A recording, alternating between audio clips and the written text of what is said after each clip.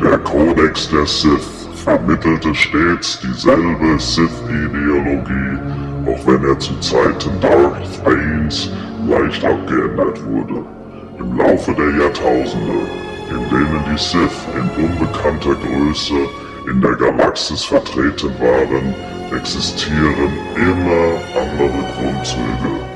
Über die Herkunft ist nur wenig bekannt, doch man weiß dank alter Aufzeichnungen, dass die dunkle Jedi Sorceress Syn in ihrem Exil den alten Kodex der Jedi, der von Meister Simikati umschrieb und den Sith-Kodex erschuf.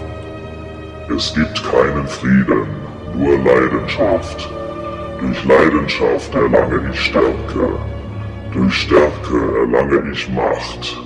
Durch Macht erlange ich den Sieg. Durch den Sieg zerbersten meine Ketten. Die Macht wird mich befreien. Muahaha!